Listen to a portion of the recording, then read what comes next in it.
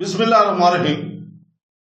شروع کرتا ہوں اللہ کے پاک نام سے جو بڑا مہربان نہایت رحم والا ہے۔ دیکھتی آنکھوں سنتے کانوں کو السلام علیکم بہنوں بھائیوں دوستوں اور بزرگوں۔ آج کی اس جامعہ سوانح عمری میں ہم عباسی خلافت کے 28ویں خلیفہ المقتدی کی زندگی کو بیان کر رہے ہیں۔ ہم ان کے دور حکومت کے اہم واقعات اور سنگ میلوں کے ساتھ ساتھ تیزی سے بدلتی ہوئی دنیا میں درپیش چیلنجوں کو بھی بیان کر رہے ہیں۔ یہ ویڈیو اسلامی تہذیب کے وسیع بیانیہ میں ان کے کردار کو اجاگر کرتے ہوئے حکمرانی، سخاوت اور مذہب میں ان کی شراکت کا تفصیلی تجزیہ فراہم کرتی ہے۔ ابو العباس احمد بن عبداللہ المقتدی بغداد میں 1094 سے 1118 تک عباسی خلیفہ تھے۔ وہ اپنے والد المقتدی کے بعد خلیفہ بنا۔ ان کے دور حکومت کے اہم واقعات یہ ہیں: مغربی شام میں پہلی صلیبی جنگ کا ظہور، صلیبیوں کے خلاف بغداد میں مسلمانوں کو احتجاج، صلیبیوں سے زمینوں کو دوبارہ حاصل کرنے کے لیے متعدد مہمات کو منظم کرنے میں مدد کی ضرورت۔ المستصیر کے والد خلیفہ المقتدی تھے۔ ان کی والدہ طائف الخیال تھیں جو ایک ترک لونڈی تھیں۔ وہ 1078 5ویں اسلامی صدی میں پیدا ہوئے۔ المتزیر کا پورا نام احمد بن عبداللہ المقتدی اور کنیت ابو العباس تھی۔ جب اس کی والدہ کا انتقال ہوا 3 فروری 1094 کو 37-38 سال کی عمر میں ان کا انتقال ہوا، المتزیر اس کا جانشین ہوا۔ تخت نشینی کے وقت ان کی عمر محض 16 برس تھی۔ تو دوستو، درمیان الدولہ 1099 یا 1100 تک عباسی وزیر رہے گا۔ جب اسے سلجوق سلطان برقیارق نے عہدے سے ہٹا کر قید کر دیا تھا۔ عمد الدولہ کے زوال کے بارے میں مختلف بیانات ہیں۔ ایک میں معاویہ الملک جو اپنے والد نظام الملک کی جگہ سلجوق وزیر کے طور پر آئے تھے نے العزیز کو عباسیوں کی وزارت عظمیٰ کی پیشکش کی تھی اور دونوں نے تعاون کیا۔ برقیارق اسے اس پٹ کے بغیر اس عہدے سے ہٹنے کے لیے ایک اور برقیارق نے خود امید الدولہ کو برطرف کر دیا اور اسے قید کرنے سے پہلے سرکاری فنڈز کا غلط استعمال کرنے پر ایک بہت بڑی رقم جرمانہ کیا۔ بہرحال امید الدولہ جیل میں ہی 1100 میں مر گیا۔ عمد الدولہ کے زوال کے بعد اس کے بھائی الکافی نے 1102 سے 1106 تک اور پھر 1108 سے 1113 تک عباسی خلیفہ المنتظیر کے وزیر کے طور پر خدمات انجام دی۔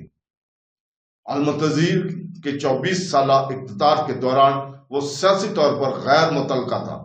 گھر میں خانہ جنگی اور شام میں پہلی صلیبی جنگ کے ظہور کے باوجود سولوس کے صلیبی ریفائن چہارم کی طرف سے بھی بغداد پر حملہ کرنے کی کوشش کی گئی، لیکن 1101 کی صلیبی جنگ کے دوران مرسیون کے قریب اسے شکست ہوئی۔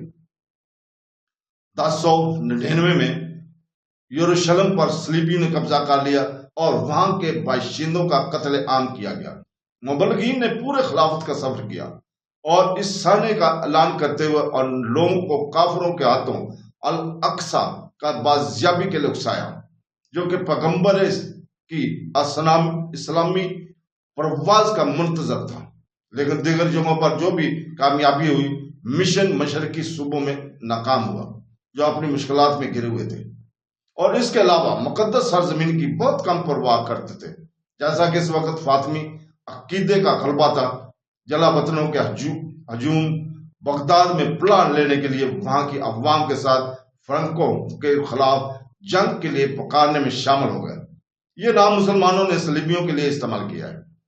1111 میں 2 جمعے کے لیے باغیوں نے حلب کے قاضی ابن الخشاب کے مشتعل ہو کر عظیم مسجد پر دھاوا بول دیا، خلیفہ کے ممبر اور تخت کو ٹکڑے ٹکڑے کر دیا اور خدمت بند کرنے کا نعرہ لگایا۔ لیکن نہ تو سلطان تھے اور نہ ہی خلیفہ مغرب میں فوج بھیجنے میں دلچسپی رکھتے ہیں۔ المنتظیر کی بیویوں میں سے ایک اسما خاتون تھی۔ وہ سلجوق سلطان ملک شاہ اول کی بیٹی تھی۔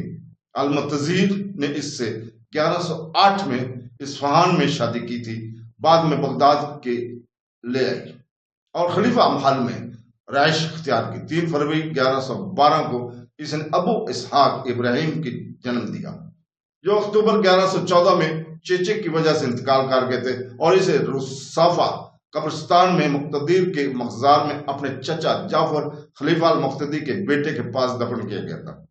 المتزیر کی موت کے بعد اسما اصفہان واپس چلی گئی، جہاں اس کی موت ہوگی، اور اسے لا کالج کے اندر دفن کیا گیا، جس کی بنیاد اس نے ببرک مارکیٹ سٹریٹ میں رکھی تھی۔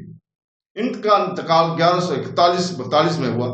ان کی ایک لونڈی لبانہ تھی، ان کا تعلق بغداد سے تھا، اور مستقبل کے خلیفہ المتشدد کی والدہ تھی۔ ان کا انتقال 1133-34 میں ہوا۔ ایک اور لونڈی اشین تھی، ان کا تعلق شام سے تھا، اور مستقبل کے خلیفہ المصطفیٰ کی والدہ تھی۔ کچھ دوسری لونڈیاں نزا، ایک حبشی، اقلان، ایک ترک اور رازین تھیں۔ دوسرا بیٹا امیر الحسن علی تھا، جون 1131 میں وفات پائی۔ المتزیر کا انتقال 1118 میں 40 سال کی عمر میں ہوا۔ ان کے بعد ان کے بیٹے المتشدد نے 29ویں عباسی خلیفہ کے طور پر تخت نشین ہوا۔